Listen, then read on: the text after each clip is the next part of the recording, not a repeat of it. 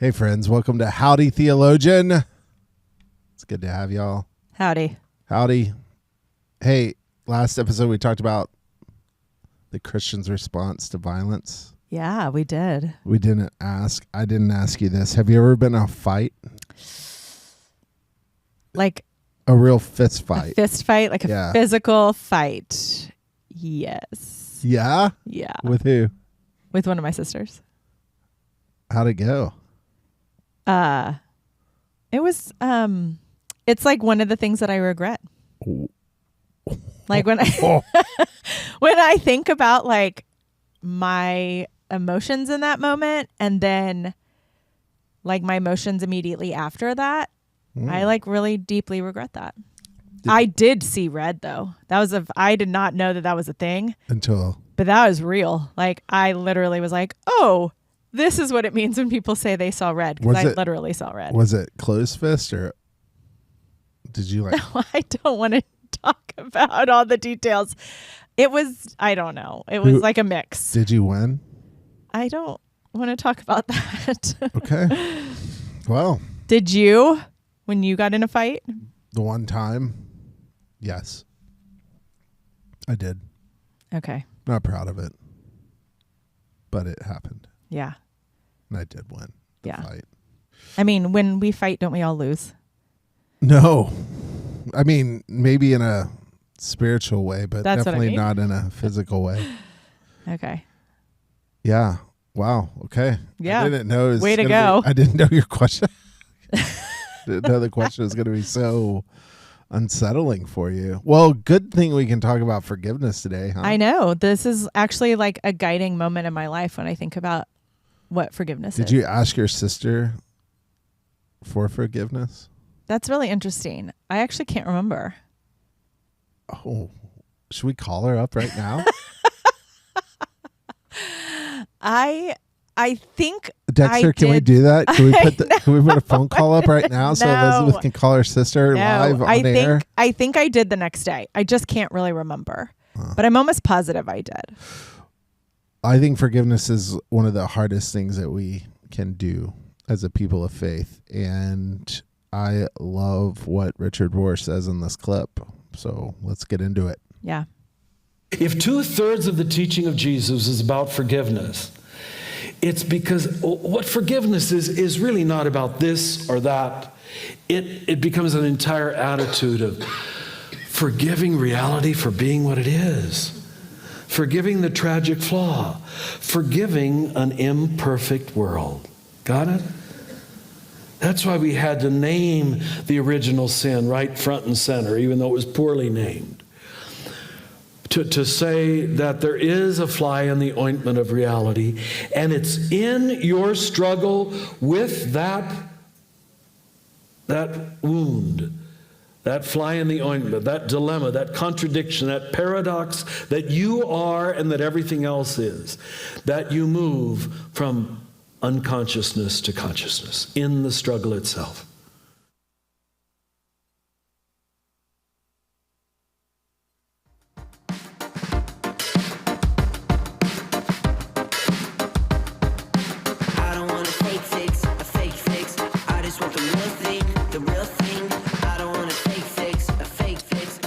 So if we can look past the sort of shoddy audio and the wiggly podium that Father Richard Rohr was standing at, and we can just pay attention to what he said. I love this idea.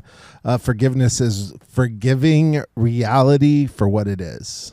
And I think that is so hard to do because we often want perfection out of so many people. And when we don't get it, we feel like offended by it. Yeah, I mean, I don't know, not even perfection. We just have an expectation of how it should work. Yeah, okay, sure, fair. And when it doesn't work the way we want it to, then we get really, I mean, I think, which is actually such a great way of thinking about the creative power that we have as humans, to be able to imagine that things could be different, to be able to like think of what isn't. Yeah. right? But in a way of like, this is how something should work, and this is how, when it doesn't work like that way, the negative consequences of yeah. like being creative. Yeah, exactly. Yeah. It's interesting. Forgiving reality for what it really is. Forgiveness is, I don't know. It's pretty tough. I was reading an article, a study actually, that just got produced in September from UC, University of California, Riverside. And it's all about male fragility. And it talks about how across 4 complementary studies, they found that men who forgive others are perceived as less masculine. And that the concerns about maintaining a sense of masculinity are associated with the decision to avoid transgressors or seek revenge. Cumulatively, these results go beyond past research to show that masculinity considerations have a detrimental impact on relational repair. Forgiveness is not just hard, but like white men in particular are really bad at forgiving others. And in fact, we will go out of our way not to forgive each other or forgive someone else to like preserve masculinity. How did we get to that? We won't even forgive someone. This isn't even talking about asking for forgiveness. It's just a simple like, I forgive you, right? Just responding to someone seeking forgiveness. We'll go out of our way to not put ourselves in that position. I mean, think of what holding onto a grudge seems to do for you, right? Make me have a panic attack. I don't. I have a little bit of a conflict avoidance streak in me. Well, I think it allows people to feel like they're Superior. doing something strong. They're doing something hard. Like they're like holding on to this and they're not going to quit or let it go. Yeah, they're shouldering the burden. And they're like going to never like give it up, right? Like I'm going to hold on to this grudge, this anger. And it's your fault because you did it. And I'm never gonna there's something like that makes I think people feel like strong and tough and like you know, like they're proving something. Some sort of like I don't know. I keep going to words like strong and tough, but it's like which is why I think it's linked to masculinity. Yeah. But that's why actually if you like go beyond that and you think about forgiveness and asking for forgiveness and strength. Forgiving is like actually what strength is. Yeah, totally. Which is like links to kind of peacemaking or like turning the other cheek, right? It's like that's actually requires far more strength. Yeah. And like willingness to be vulnerable. But that's what it is. It's vulnerability. It's not wanting to be vulnerable. And so if I can hold on to my anger and my bitterness and then it gives me a sense that I'm not vulnerable, because if I have to let it go, then what's exposed is the wound, right? So the anger and like I would much rather express anger than pain. And so if I can hold on to my anger, then it makes me feel like I'm Do you think that forgiving someone tough. like the act of forgiving necessitates a demonstration of pain? I think actually we feel better in the long run.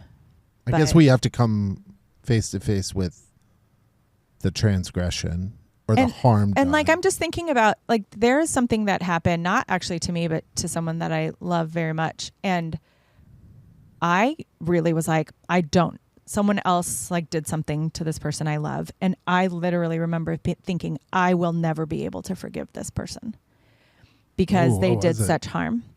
I am not going to tell you. Want to know all the details. I do. The nitty gritty. No, I'm not talking about that. Just seems so deep. Well, I just like really was like, cut. I'm never going to forgive them. And I like held on to it. And I remember I was so convicted though of my need to forgive. Yeah. That I prayed so much about that.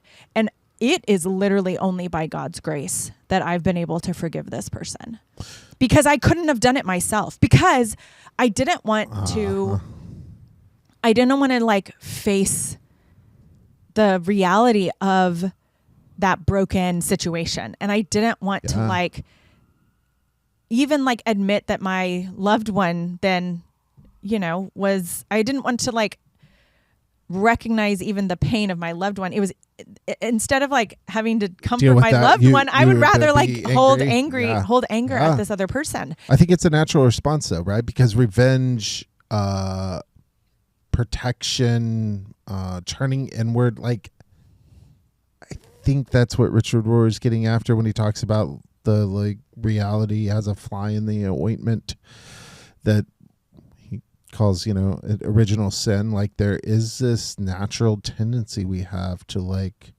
pull inward and not move towards forgiveness. Well, and I think a lot of it is about justice too, right? Like a sense of justice. Like it's not fair. Yeah, it's not fair. I will forgive this person and that they get to get away with it's what not they did. Fair. You're right, but it's not fair. Exactly. But like there's that sense of like, it's not, things should be this way.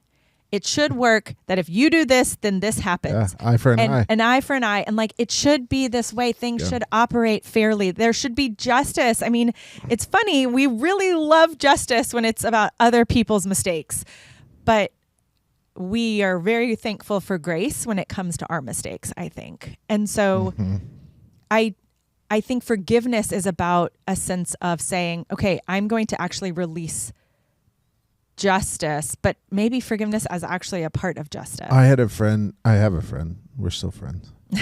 She's a pastor in the UCC church. She has grace tattooed on both of her wrists. One's facing her and one's facing away from her, as like a reminder that like you both receive grace and give grace. Yeah. It's that giving grace bit that's like super tough because we desperately want it for ourselves, just like you said, but we are very stingy with it when it comes to participating in forgiveness. Yeah. And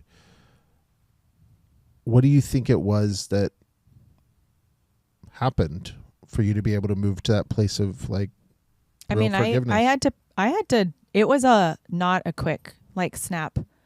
There have been times where it has felt to me as if like God truly changed my heart quickly. And then there were times when it was a much slower, like every day I am working to let go, to release the, you know, death grip that I have on what I believe justice is and fairness and, you know, my anger. Righteous anger. Yeah. And like it was wrong. Like what this person did was wrong. And it caused harm to someone I loved greatly. And it would be easy to like define that whole person by that one act. Yeah. But that's not actually fair of me either. And so, I mean, I just had to keep working at it. I had to keep praying about it and keep reading scripture. And like, I had to keep talking about it. And I had to like reason with myself, you know, and be like, what would I say if somebody else, came up to me and presented the same issue? I mean, so I really had to process through it for a long time. I think forgiveness to that point, right, is like true deep forgiveness, not the sort of, oh yeah, that's cool. Yeah. Because I do think there's also this like conflict avoidant kind of like, yeah, fine, or like, fine. you know, those people that are always for asking, apologizing for stuff. You're like, why are you? This doesn't even need an apology. I'm so sorry. But like when we talk about, I'm sorry. Oh, I'm sorry. Did you need to go? Go ahead. Forgiveness, like true deep forgiveness, takes an act of transformation within ourselves. Like, like we need spiritual intervention. It's not going to come to us naturally. I mean, I don't believe I could. I believe God worked within me to help me forgive this person. And I think this is back to Richard Rohr's point, like the move from unconsciousness to consciousness, like that is the journey. And when we can participate in this deep spiritual forgiveness with others and also receive it for ourselves, because I think like we want grace, but there are times where we feel like we are so undeserving of it that we actually don't allow ourselves to receive it. But when we participate in this sort of movement of forgiveness and grace in our life, with others, with God, I think it helps us move from unconsciousness to consciousness. Do you read Henry Nouwen? Every once in a while. You don't just read a bunch of Dutch Catholic priests. Nope. Anyway. Do you? What a weird theological flex that was. What? Why? I don't know. Trying to make me feel bad that I don't read more I'm not Dutch Catholic priests. It was more of a joke. Like, it wasn't trying to make you feel bad for not reading Henry Nouwen. You should feel bad on your own. You don't need me to help you do that. Okay. He talks about forgiveness as the essence or the foundation of forgiveness is really compassion, which took me a while to get there, but I think that's the thank you. That's the secret sauce to it all. Like, we have to have compassion. We have to see others the way God sees them, in that whatever situation you're describing. Like in your own life, I think that's the challenge, right? When we see someone do something so significant, so harmful, it really takes an act to see them the way God sees them. Yeah. Yeah. And to understand that God sees them the exact way that God sees us. Well, and to operate from that place takes an incredible amount of spiritual maturity. Yeah, and strength. The vulnerability piece is a big part of it, because I think as soon as we feel vulnerable, this is why I love the story of what I would say is the first conflict, the first biblical example of conflict, which is the story of Adam and Eve in the garden. Okay. And they eat the fruit of the hide. Tree of the knowledge of good and evil. Yeah. And then their eyes are opened, it says, and they see that they're naked. Yeah. And they hide. And then God's like, who told you were naked? Where are you? And Adam's response is, the woman who you gave to be with me gave me the fruit of the tree and I ate. And then he goes to Eve and is like, what have you done? And Eve is like, the snake, parenthetical, that you made. Yeah. Because it says the snake is the most crafty creature of all that the Lord God had made. So thanks, God, you did that. So really what they do immediately is to protect their own vulnerability, they put blame on the other person. Yeah. And so think about when we are hurt, or when we experience pain, or when we, just are so sad, that creates a vulnerability in us that we are desperate to protect. And so we start blaming other people, which means we identify them solely as the perpetrator. Yeah. Right? Instead of as a human who makes mistakes, right? Or as a flawed or incomplete or whatever, just not perfect being.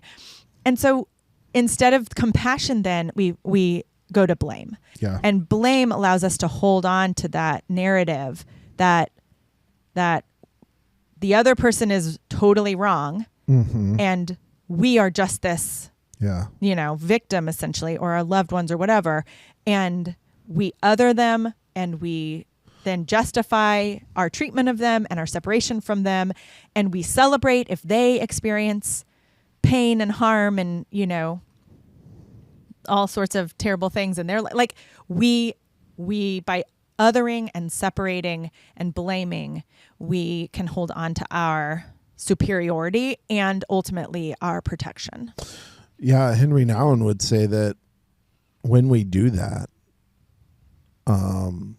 it takes an act of divine intervention, but also we have to respond to how God responds to us. So our desire to protect ourselves, this self-preservation mode we go into that refuses to be generous with grace, first starts not with us trying to just give a little bit of grace. It actually first starts with realizing that we've received this abundant love of God, and it's sort of like a conduit in which we then give to other people. And I think it's super challenging to get to that place, because ultimately we have to sit in our stuff. We have to search for that experience, and the world moves really fast.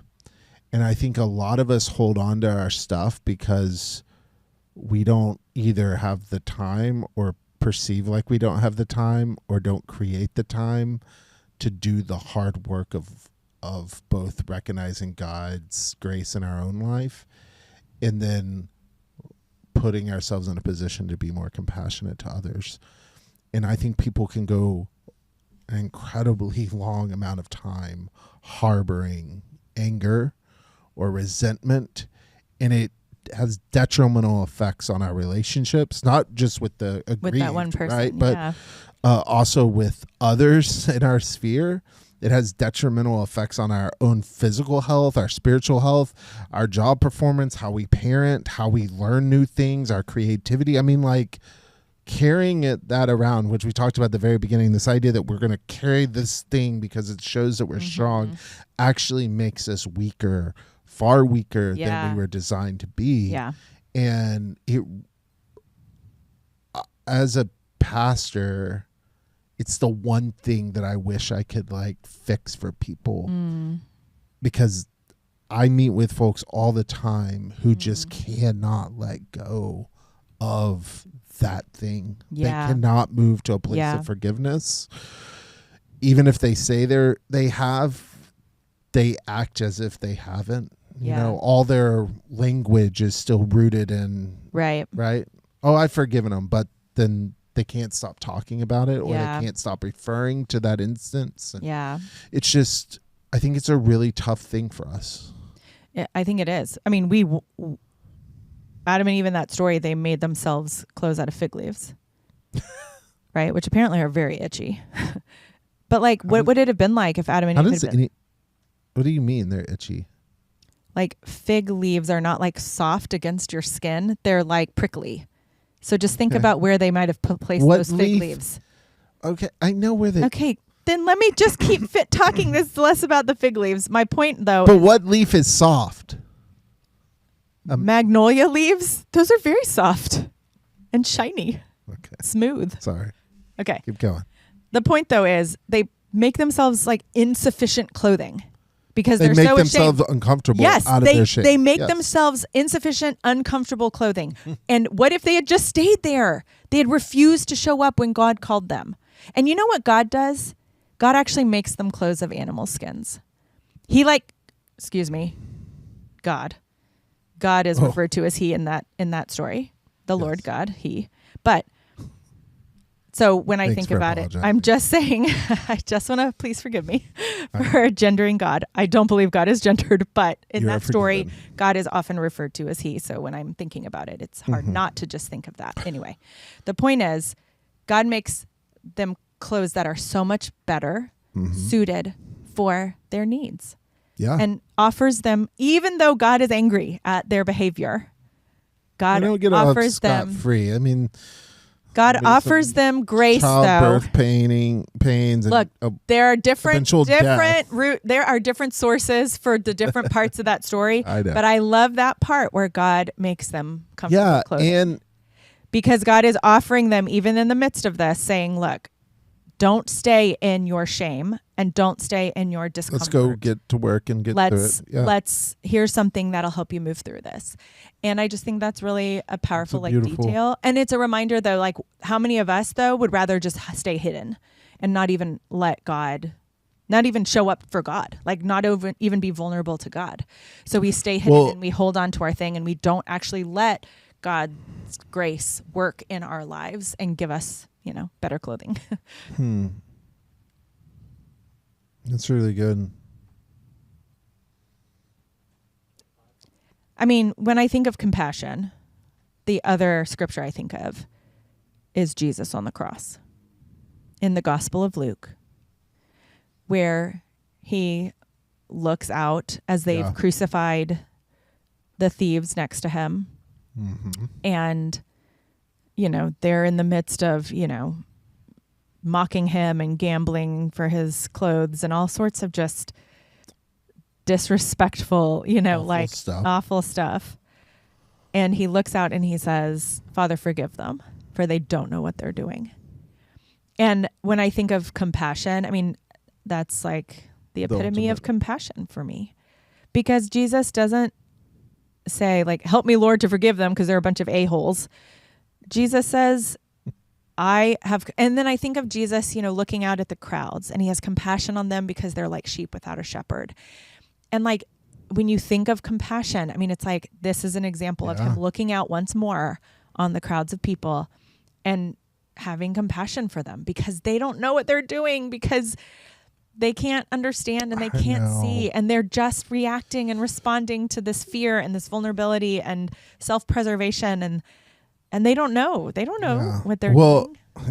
There's compassion. It goes back to the Richard Rohr piece, right? The move from unconsciousness to consciousness. Yes. Jesus is saying, essentially forgive them because they remain in an unconscious state of like existence, right? They have not fully or at all matured to a place of where they know what they're doing, right? And I wonder what it'd be like if we could live our life seeing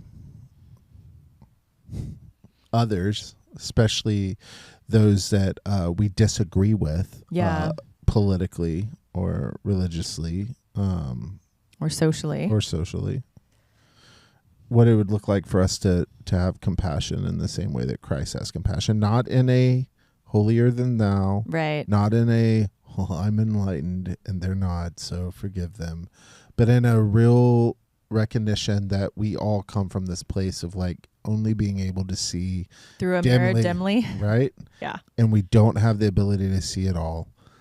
And first offer like that sort of grace before we act. And that, I think, becomes the real linchpin to being able to actively forgive or seek forgiveness when we realize that we are all sort of doing the best we can at any given moment, and at least collectively, right? That's what we're trying to do. Doesn't excuse everything.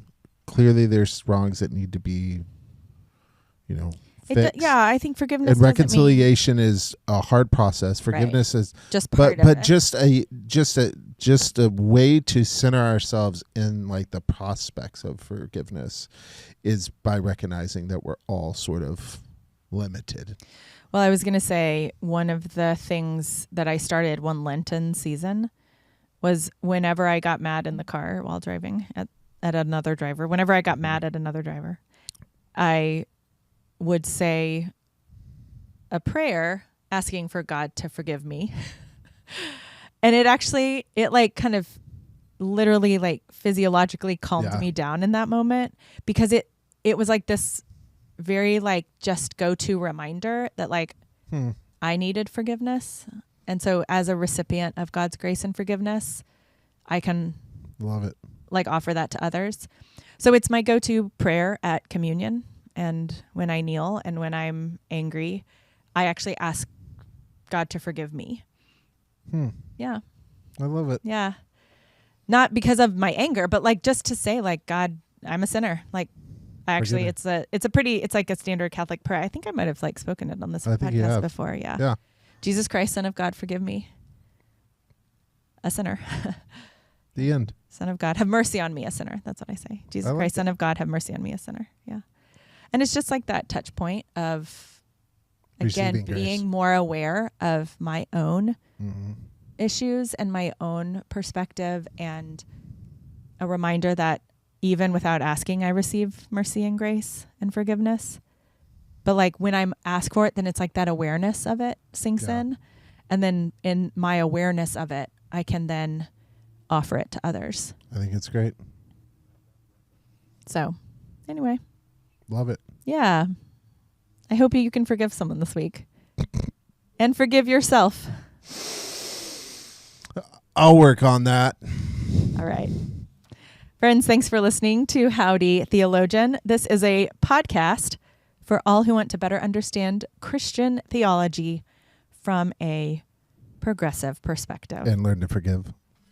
Mitchell and I are pastors at First United Methodist Church of Dallas. You can find us worshiping in person or online on Sunday mornings. And we invite you to follow our church on socials for more amazing content. And make sure to subscribe and share with your friends.